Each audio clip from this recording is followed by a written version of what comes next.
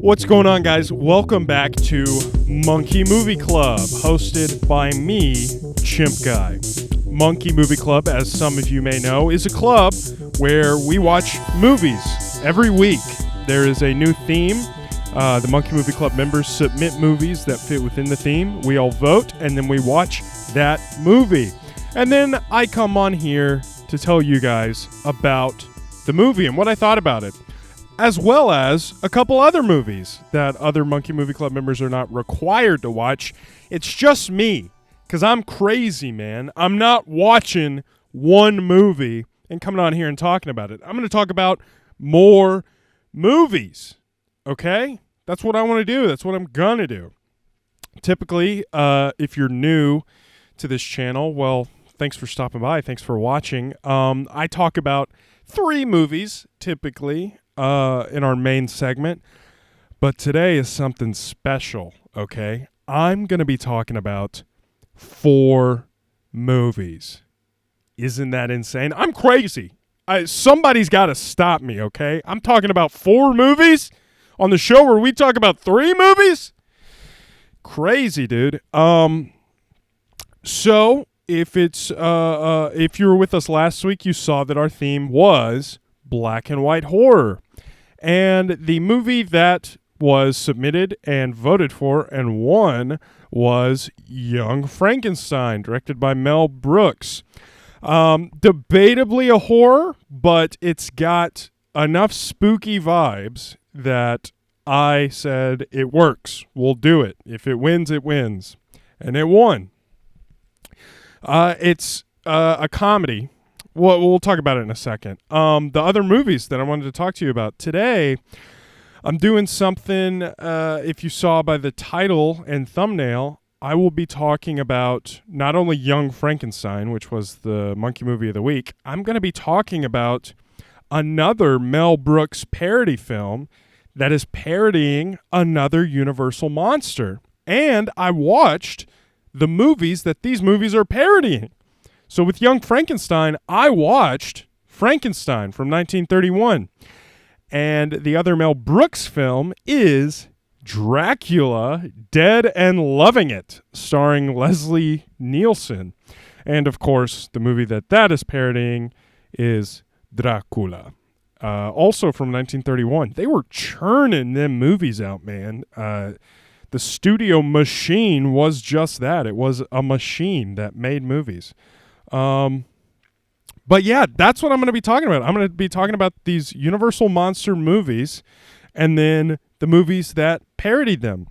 I teased in the last episode that I might be talking about The Invisible Man because I've been reading the book.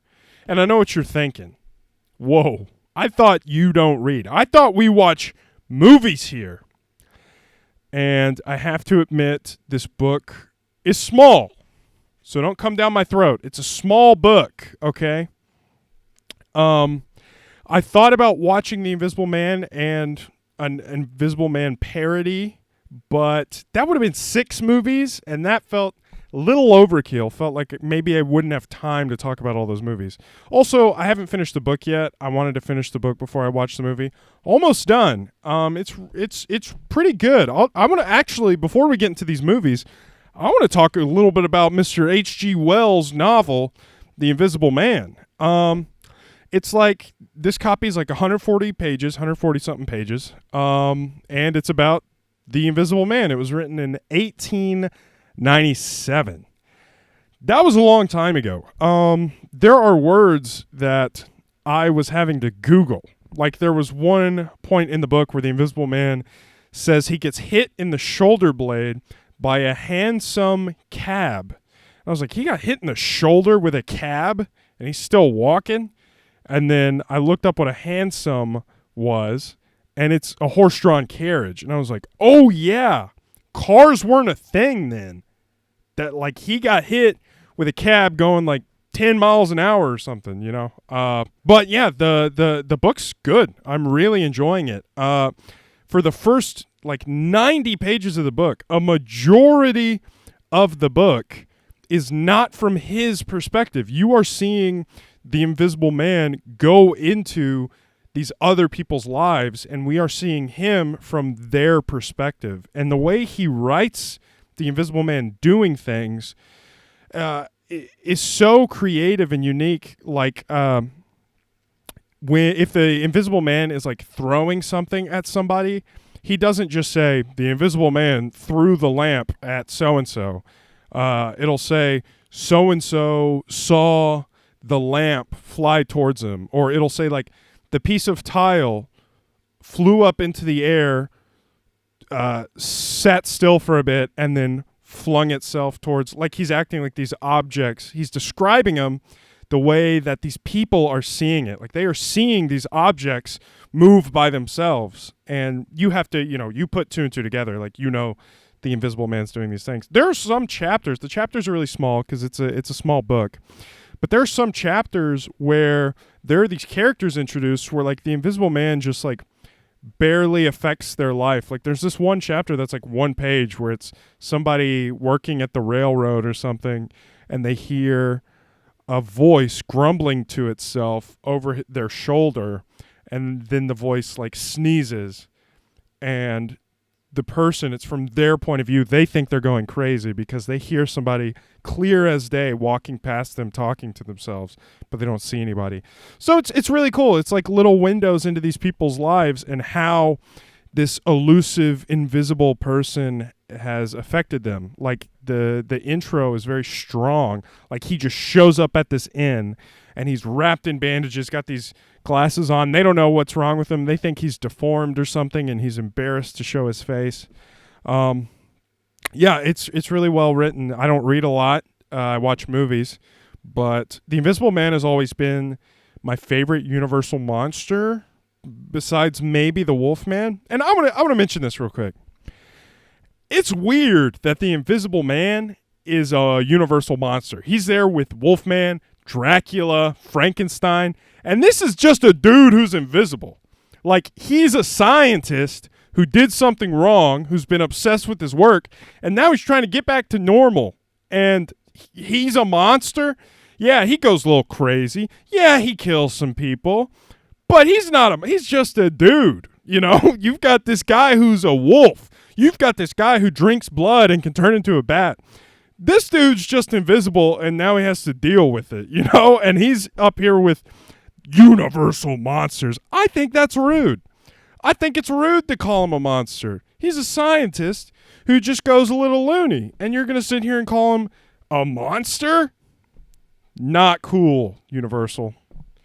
But yeah, really enjoying it. Really excited to watch the movie. There's a John Carpenter movie that I have on Blu-ray that I have not watched, that I'm really excited to watch after I read this, called Memoirs of an Invisible Man. And it stars Chevy Chase.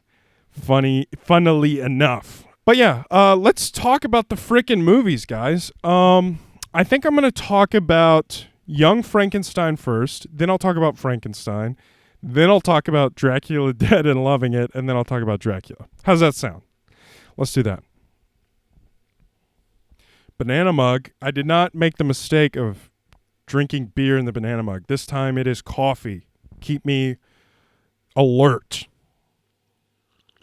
All right, so starting off with Mel Brooks's film Young Frankenstein, the monkey movie of the week. Young Frankenstein, starring Gene Wilder, Peter Boyle, and other people. Okay, I don't know their names off the top of my head. I'm going no notebook today. I'm just going off the dome, trying to speak earnestly to you about these movies. Young Frankenstein. I'll give a little synopsis for those who are not familiar. Young Frankenstein starts off with a young man played by Gene Wilder named Frederick Frankenstein. He is teaching a class on nerves, like nerve endings, the anatomy, and he's talking about nerves specifically. And they're calling him Frankenstein, and he's like, no, my name is Frankenstein. So he's very clearly, from the bat, it is revealed that his grandfather was Victor Frankenstein, the infamous Frankenstein who created the monster, was trying to make the undead become alive.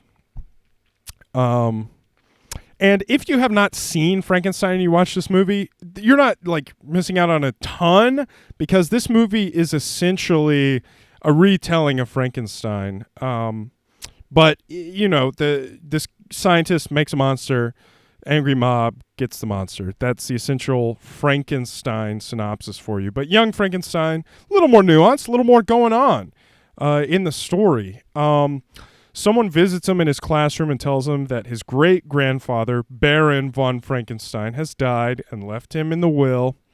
And the castle in which these Victor Frankenstein experiments happened is being left to him, I believe, being left to Frederick Frankenstein.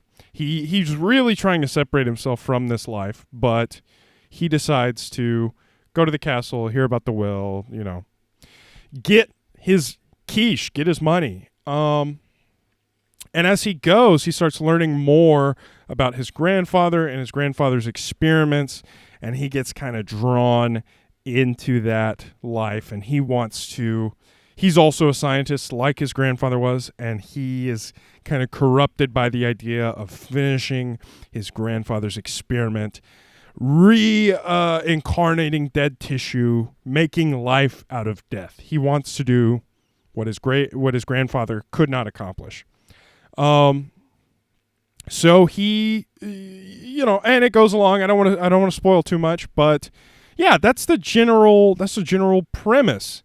I want to say, I'll talk about Frankenstein after this, but I really enjoy Young Frankenstein. There are certain aspects that I like more than the original Frankenstein. And I love old movies. You know, I love old black and white horror pictures. I love the 1930s gangster films as well. And yeah, Young Frankenstein, I think, excels in recreating the atmosphere of the original Frankenstein. It is like, even on the technical side, they are shooting it in a very similar way to a lot of these monster films were filmed. Like very stagnant cameras on tripods, on dollies, very wide shots with few insert shots on close-ups of certain things. The way that they have presented the audio sounds like an authentic, older film. But yeah, it looks like the atmosphere that they have created in Young Frankenstein is very closely resembling to the original horror films that Universal made. And funny enough, Young Frankenstein was 20th Century Fox. So it was kind of funny because I'm so used to watching these monster movies and seeing the Universal logo from the 30s, and to see this one start and see 20th Century Fox. That's just a little film nerd in me, I guess, but it was funny to see that start at a monster movie. They do a great job of setting up that tone by starting it very similar to the other monster movies and to these older movies where they do all the credits up front of the director and the actors, with this musical overture and this beautiful, like, looks like matte painting of the Frankenstein castle. It just, that all together does a great job of setting up the tone and the aesthetic for what you're going to see. The big highlights for me in this film are Gene Wilder and Marty Feldman, the guy playing Igor. They are both standouts. They are both incredible. Gene Wilder is really committing at times. He's giving it his all, and he is playing it completely straight, almost like he's in a Broadway production of the Frankenstein play. I would even say his scene where he creates the monster and says the famous "It's alive." His "It's alive" sounds more iconic than the original Frankenstein "It's Alive." I can maybe play a soundbite of the two next to each other, but yeah, give it a listen. It's alive. It's alive! It's alive! It's alive! It's alive! Yeah, Gene Wilder does a phenomenal job. He hams it up comedy-wise when he needs to, but for the most part, he is like dialed in. That first scene where he's in the classroom and he is having an argument with one of his students that is talking about his grandfather's experiment. Well, your grandfather did this, your grandfather. Gene Wilder's the tension in that scene just builds and builds and builds until Gene Wilder just explodes on the student, which ends up with a comedic, like him stabbing himself in the leg with a scalpel, which is funny. It's funny the way he treats it. But yeah, he is locked into his performance, and it just makes it all the better. Like, it's a comedy, sure, but he is in it as an actor, and I really appreciated that because there's so much comedic stuff going on at times, complemented by Marty Feldman, who is playing Igor, who is super comedic. Like, he is almost the comic relief. He is the one always cracking jokes. He's even like looking into the camera multiple times to like wink, but he is the comic of the group. And there are jokes between Frankenstein and others, but Igor is the real star of this comedy. But Gene Wilder's just in it, dude. Yeah, I guess now I'll talk a little bit about Frankenstein, and then I'll compare the two. The original Frankenstein from 1931 is also really good. It's honestly probably one of the better Universal monster movies out of the whole plethora of the ones that I've seen. And I think that is mostly in part to Boris Karloff, the guy playing Frankenstein's monster. But yeah, Frankenstein, the general premise, there's a scientist. He digs up dead bodies, and he has this mad idea that he can bring life back into dead tissue. And so he's created this kind of monster out of all these different body parts. He creates the monster, but things go wrong. The monster gets out and is kind of violent. And yeah, that's the general premise of Frankenstein. I'm sure you've heard it before or seen it represented in media, like in TV shows or something, because these Universal monster movies are very iconic. Even if you've never seen them, you've seen them represented in other things. You've seen other movie interpretations of them, and you've seen them referenced in TV shows. You've seen them referenced in other movies. They are, because I think they were some of the first big successful studio horror films. They just left a huge mark on the industry and horror as a genre. But Frankenstein, I think, definitely earns its place. It is beautiful. It creates its atmosphere immediately. We start off with like a funeral, and Dr. Frankenstein and his assistant, who is now known in the cultural medium as Igor, his assistant was actually named Fritz in this movie, Frankenstein. And my girlfriend read the book recently, the Mary Shelley's Frankenstein, and she says there's no like assistant. There's no like Igor in the books. So this was the thing created. Actually, I read this was created for the play adaptation of Frankenstein before the movie was made. This assistant character. He was brought into the movie, and then as more monster movies were made, they created this character, Igor, with the hump on his back, and that's, of course, where the young Frankenstein character comes from. It's just those years and years of culture developing this character of Igor. But, yeah, Frankenstein is great. Boris Karloff, I'll talk a little bit about him, the guy who plays the monster. After I watched Frankenstein, it's on Peacock, by the way, if you want to watch Frankenstein, along with some other Universal monster movies. There's a documentary on Peacock about Boris Karloff, because before Frankenstein, he was really just kind of a bit part actor in gangster films. He's in the original Scarface from the 30s, before, not the Brian De Palma Scarface with Al Pacino, but the original 30s gangster Scarface film. He plays a guy who gets whacked in the bowling alley, but Boris Karloff was not the first choice for Frankenstein. They originally were actually going to put Bela Lugosi, the guy who plays Dracula in the original Dracula, but they didn't think he had the look they needed. They wanted somebody fresh. They wanted somebody new. They wanted somebody who could maybe fit the part more physically. And it wouldn't have been weird for Bela to play it, I think, just because at that time, there was a big deal with like movie studios and giving actors contracts to be in multiple movies. So like if you went and watched multiple gangster films, they're probably all from the same studio. They're probably all going to have the same actors playing different parts because that's how the studios work. They're like, if they like this actor, they're like, yeah, I'm going to bring you on for like a 10-picture deal.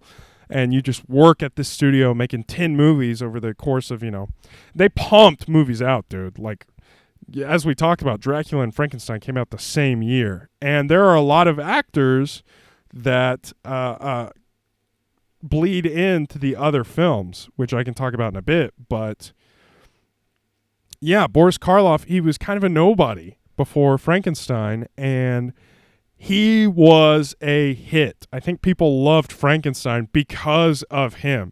He's got this very unique square face. They put the makeup on, and it just more so made him look even more distinguishable. Like he's this very unique look. He has this very unique look compared to, I think, some of the other Universal monsters.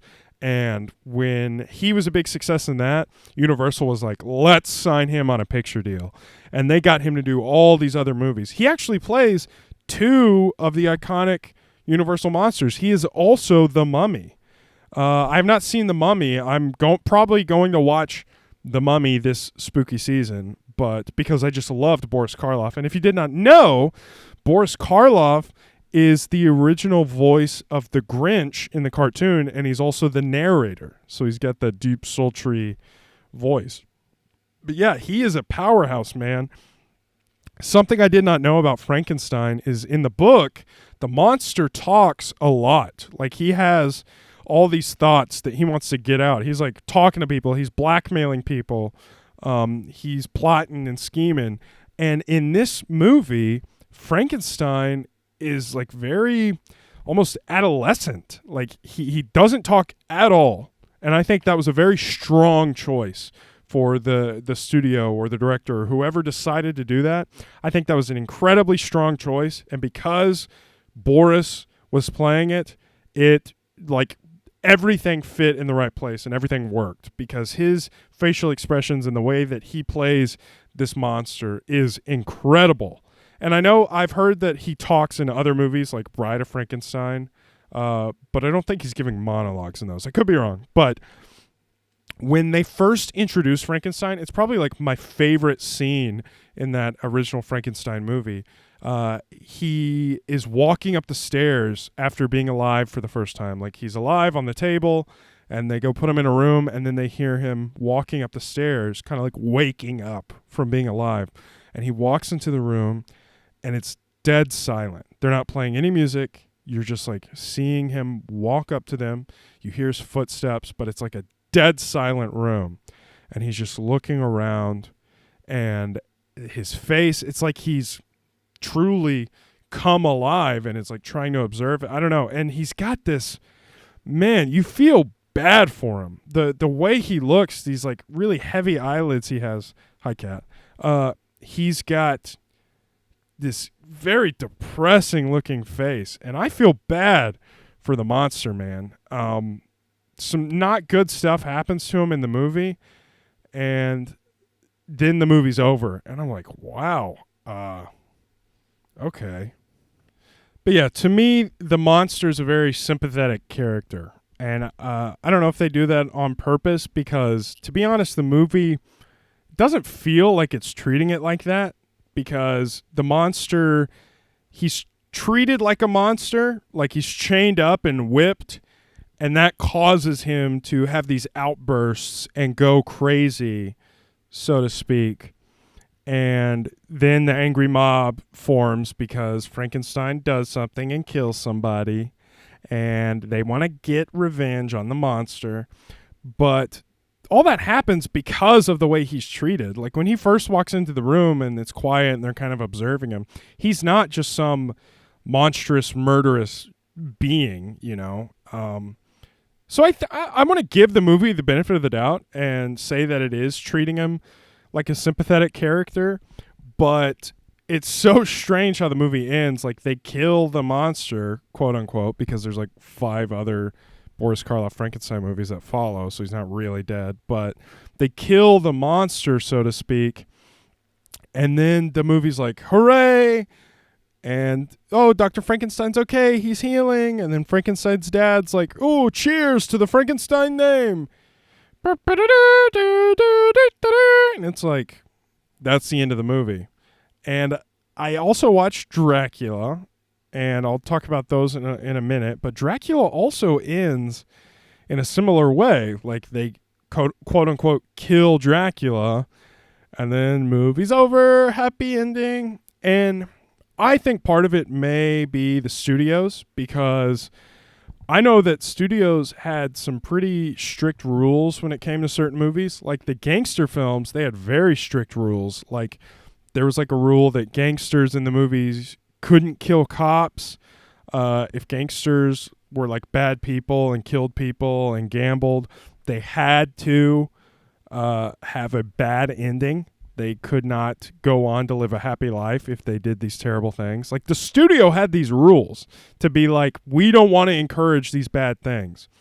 And I think it hindered a lot of more nuanced scripts and nuanced kind of situations in art, because then you get situations like, we killed the monster, hooray! And it's like, well, if you really look into Frankenstein and are observing it from, I don't know, a clear mind, and you're not just going along with how the character, you know, you may see that this maybe isn't a hooray. Like you created this life that didn't ask to be created, and then you whipped it and chained it up and treated it like a monster, and somebody dies, and now you go kill it because it's its fault. And it's like, is it its fault?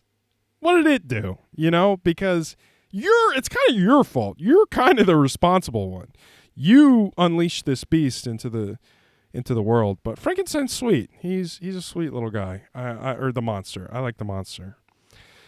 But yeah, the movies Young Frankenstein and Frankenstein are very similar with their aesthetics. Like I mentioned earlier, Young Frankenstein does a great job of kind of recreating that atmosphere and mood. The story's pretty similar. There are certain moments in Young Frankenstein that are apparently in the book, but not in the 1931 movie. Like when he sees the blind man, played by the great Gene Hackman.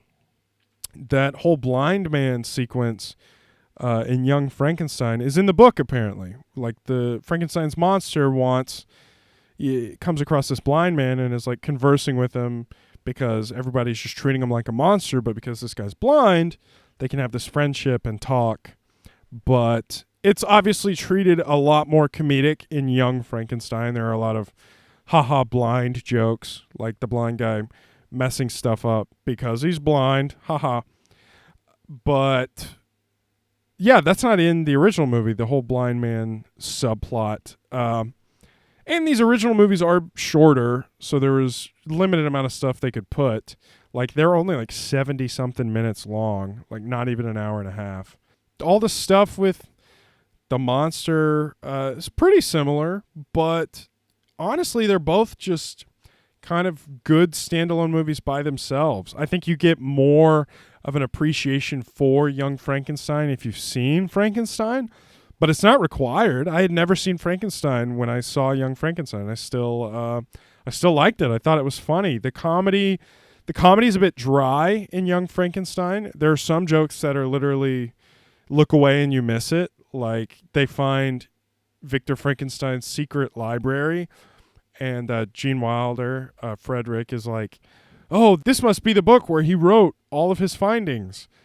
And it's a book that says How I Did It by Victor Frankenstein. And it's like, 2 seconds. And if you're not looking at the screen, if you're on your phone watching TikTok, watching Subway Surfer, then you're not going to see that joke.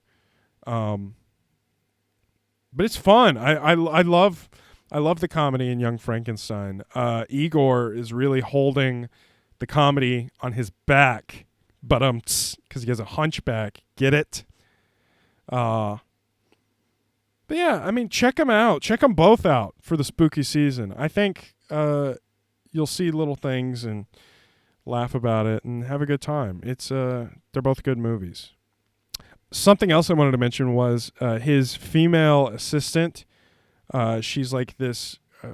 Is she trying to be Dutch or something? She talks like this. Oh, Mr. Frankenstein. She is actually in Martin Scorsese's After Hours. I saw her and I was like, what does she look like? Like, who does she look like? She's in Martin Scorsese's movie After Hours. After Hours is a very good movie, and she's good in it. She's got a little bit part, but yeah, it was cool to see her. It's pretty cool. The guy who plays the monster, Peter Boyle, he's Ray Romano's dad, and Everybody Loves Raymond, so that's fun. I love just pointing out actors in movies and what other stuff they're in. It's so annoying to my friends and my girlfriend, but I love doing it. And now you got to deal with it too, watching this video, idiot. I hate you. No, I don't hate you. I love you. Yeah, moving on.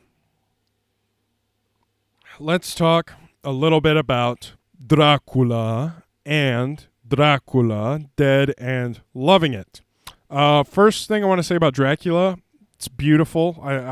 There are certain shots of Bela Lugosi that are just breathtaking. When they did these black and white movies, they didn't have to focus on color so much, so they focused on lighting. And lighting is, when done right, so just blows my mind sometimes. And I love the way they light certain scenes in Dracula, especially his close-ups with the eye light on him. Oh, this one picture, I'll put it up. This one picture, I just get so much joy looking at it. I love Bela's got this incredible face. He's got this beautiful smirk he's doing, and the light on his eyes, and it's just, I love this photo of Bela Lugosi. But Dracula, I mean, if you don't know the story of Dracula, Dracula is about this guy. It starts off with this guy, Thomas Renfield, who is visiting Count Dracula's castle, his manor, and everybody in the town and in the stagecoach is like, oh, don't go to Dracula. There's vampires up there, and there's wolf sounds, and they're children of the night. They'll get you. And he's like, it's not that big a deal. And he goes, and it's pretty scary. Like, Dracula's main hall of his house is full of spider webs and spooky stuff, and it's all decrepit. And Dracula's like, good evening. He's immediately putting it on. Like, Bela's just giving it his all, and it's awesome. But Renfield is there because he turns Renfield, if you do not know the lore of Renfield, he turns Renfield into his slave, into his familiar. And I think this opening, it's kind of like a cold opening, because the story isn't about Renfield. Renfield then later in the movie is just like Dracula's assistant. So I think this whole sequence in the beginning is just setting up the tone and the mood of the film. And it does a great job. I love that opening with Renfield coming to the castle for the first time. Everybody in the town is warning him, telling him about how spooky it is up there, about the blood-sucking vampires that live up there, all the bats and the wolves, and they're telling him how scary it is, and he goes, and we see him, and we see the castle, and we see the different rooms, and yeah, it's beautiful, and Bela's awesome. But the rest of the story, I guess, Renfield and Dracula go on this boat to England. They're on the Demeter, which, if you know, that movie that came out recently, Last Voyage of the Demeter, that's because I believe the opening of the Dracula book is like a diary entry. The whole book's like diary entries. And the first diary entry in the book is about the ship, I think, the Demeter, where Dracula is being brought to England. And Renfield lets Dracula out of his coffin in the boat, and Dracula kills everybody. Like, the boat washes ashore, and everybody's dead except Renfield, and Dracula gets back in his coffin, so he's all hidden. But the authorities come in the movie to the boat, and Renfield is the only person alive, and he's like in the cargo hold in the bottom of the boat. And there's this shot of Renfield, I'll see if I can put it up, where he is like, once he becomes Dracula's slave, he is insane. He is super reliant on Dracula for life, for blood, and Dracula lets him eat like insects. He's not a full vampire, you know, he's a familiar, and he eats the blood of like small animals and insects. And he is just crazy, ravenous. He's almost like Gollum, dude. He is insane. And there's this shot when the authorities open the cargo hold and they find Renfield as the only living person. He's like holding his hands on his head or something, and his eyes are open really wide. And it is probably the most horrifying imagery from the whole movie. Be able to go see Dracula is just sexy. And that was, Renfield's the scariest looking motherfucker in the whole movie, swear to God. But they go to England. Renfield is put in an insane asylum. He's put in a sanitarium because he's crazy, and they found him as the only living person on a boat with a bunch of dead people. So he goes to a sanitarium, and Dracula, it's kind of, I guess it kind of got lost on me, but he's trying to do something. He's trying to get a bride or something. There's a bigger picture idea, but I was more invested in, like, the story's not very gripping, I would say, once he gets to England. I was really invested in just the visuals, the atmosphere. Like I said, the atmosphere on these Universal monster movies is usually pretty awesome.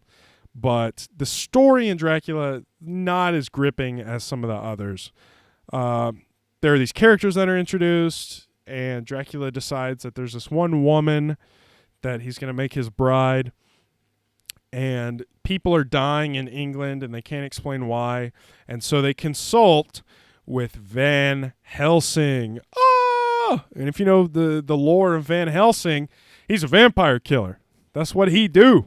That's what Van Helsing do. He knows all the vampire lore, and he knows how to kill them. So Van Helsing is brought into the story, and this is when the story got me back in, because then it becomes a whole cat and mouse game with Dracula and Van Helsing. Like, they're having interactions, they're speaking to each other, they're going to like the same parties, and there's like the Van Helsing angle where he's talking to Dracula, and he like kind of knows that Dracula's a vampire, and then Dracula's like being the confident, charismatic count and acting like, that's fun. I like that dynamic. And you know how I mentioned earlier actors playing in other movies? The guy who plays Van Helsing, I'm pretty sure, is the same guy who plays the professor in Frankenstein. There's a professor that worked with Dr. Frankenstein back in the day, and I'm pretty sure this is the same guy. And since these movies came out in the same year, they probably just grabbed them from that set, threw them into the other one. Oh, and another actor that coincide that I said I was going to mention, the guy who plays Fritz, the Igor of Frankenstein, plays Renfield. So he is just, at this point in the 30s, Universal's creepy-looking guy. And this guy is in almost all the other Universal monster movies. He's just a little freak. He plays Igor, I think, in some of the later movies, like Bride of Frankenstein and Frankenstein Meets the Wolfman. He is Igor from here on out. He's this freaky little dude. And he's great as Renfield. He's fucking insane, and everybody knows it. He's really good. Dracula, again, suffers, the ending at least, suffers the same thing that Frankenstein's does, where it's like they kill Dracula, quote unquote, and then, hooray, the movie's over. This one's a bit more like, yeah, the good guy got the bad guy than Frankenstein, but they fucking drive that stake through his heart, and then it's like, movie over, and it's like, oh, cool. Which, honestly, I respect. I think some movies can meander with an epilogue at the end of their movies, but this one's like, we fucking got him, dude. What else you want to see? We fucking killed Dracula. What else do you want, dude? The movie's over. This was the movie. Now he's dead. You know, go home, which is dope. All right, now I'll talk a little bit about Mel Brooks's Dracula film, Dracula, Dead and Loving It. Dracula Dead and Loving It was made in the 90s, I think 95.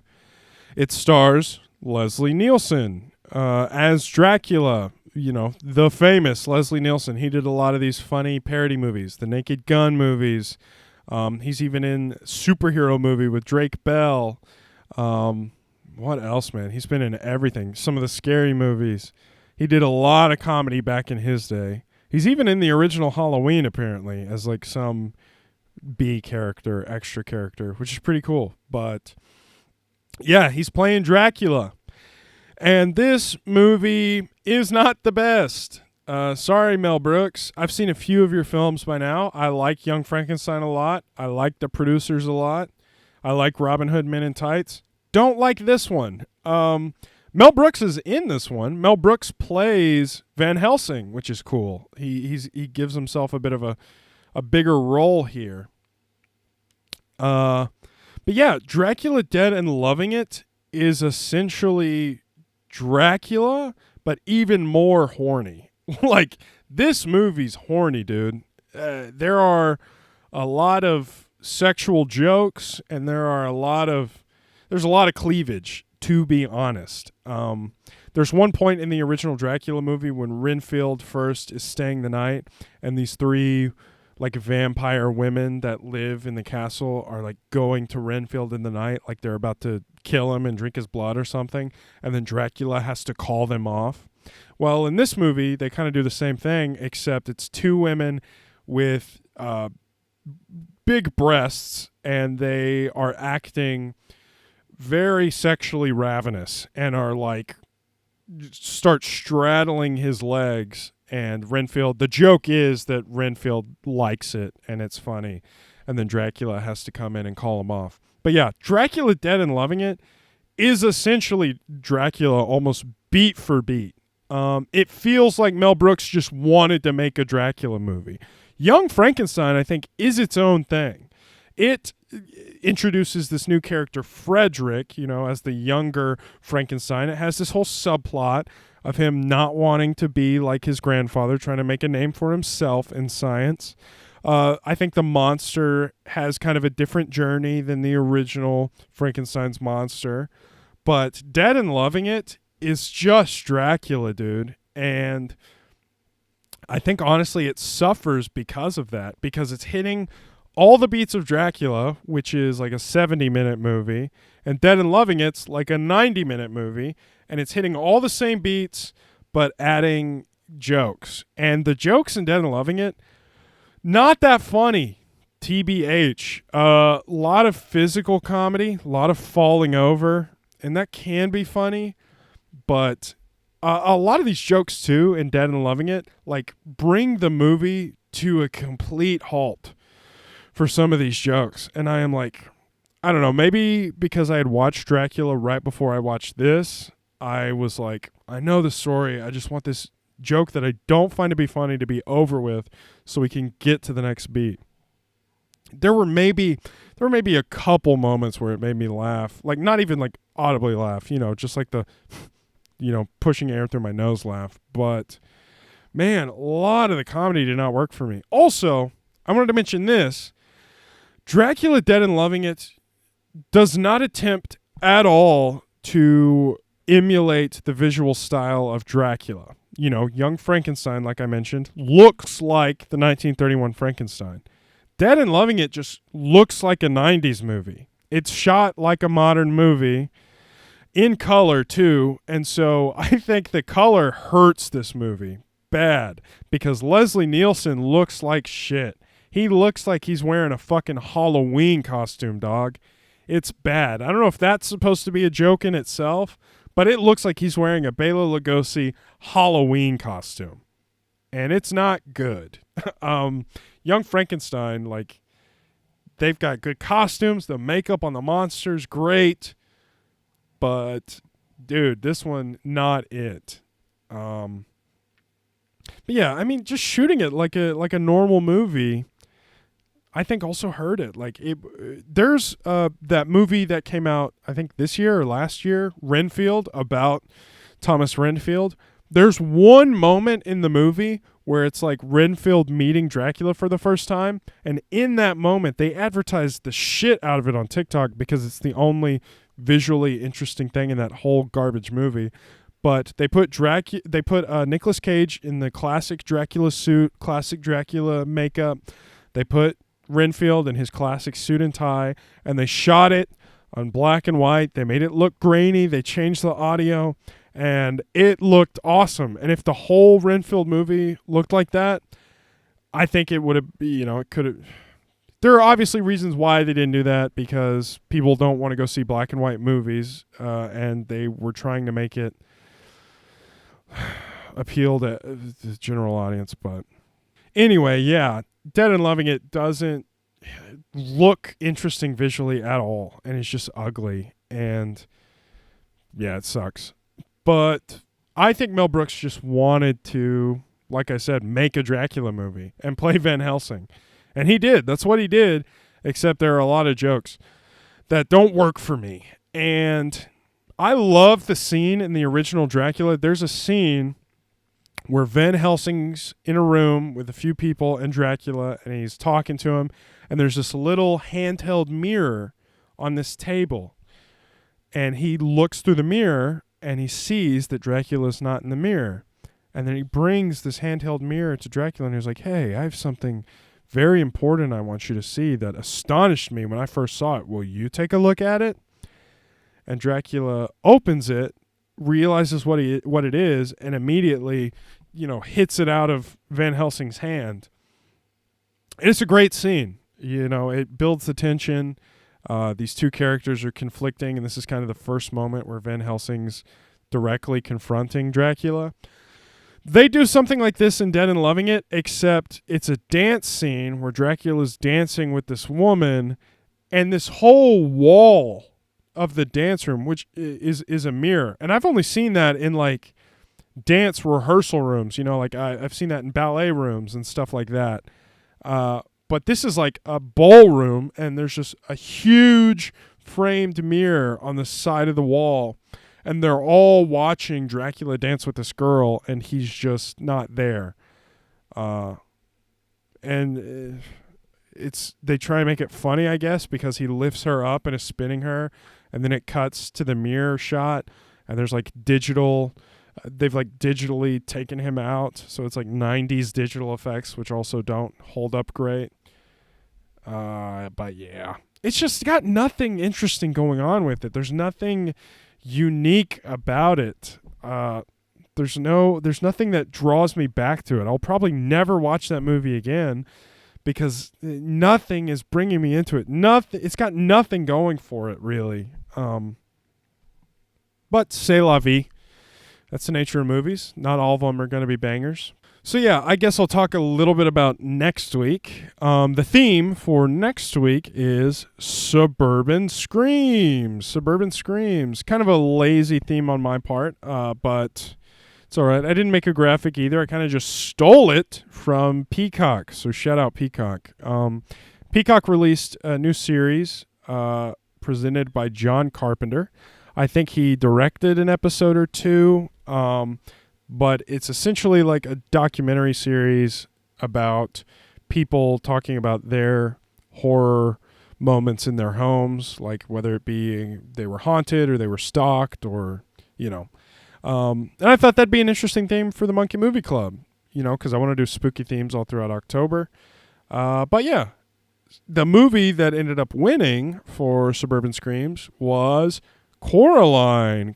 I've actually never seen Coraline all the way through. I've seen bits and pieces here and there, but I like claymation enough. Animation can be fun. I like claymation. Doesn't scare me. I'm not crazy about the whole Coraline aesthetic, like kind of similar to Paranorman and Box Trolls. I'm not crazy about those. The way those movies look. I like Guillermo del Toro's Pinocchio.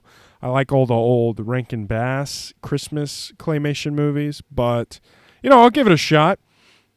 Maybe for the other movies next week, I'll watch some more claymation, some more kind of spooky claymation, like Nightmare Before Christmas or something. We'll see. Maybe Corpse Bride, huh? Let me know in the comments what movie I should watch. What movies I should watch with Coraline? What movies do you like? And what suburban Scream movies do you like? I like Halloween. I watch Halloween every year on Halloween. That's a pretty great suburban Scream. Babysitter getting stalked by a mass murderer. But yeah, I know this was a bit of a shorter episode. It's been a busy week for me, so thanks for standing by and listening through my rambling. But thank you for watching this episode.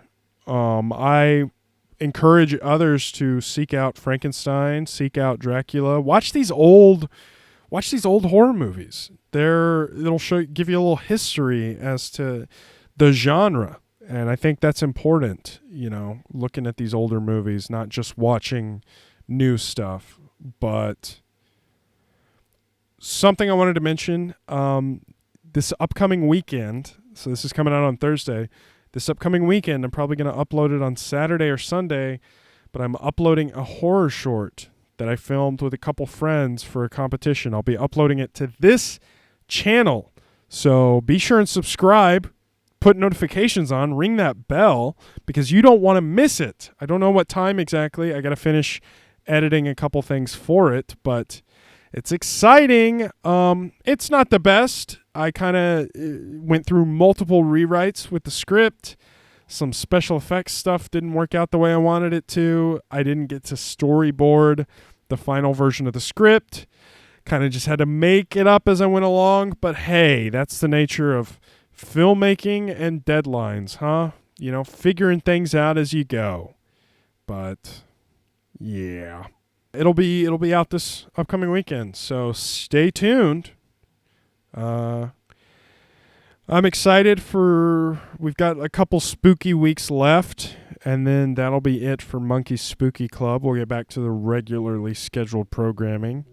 But yeah, thanks again for watching, and come back next week. We'll have some fun.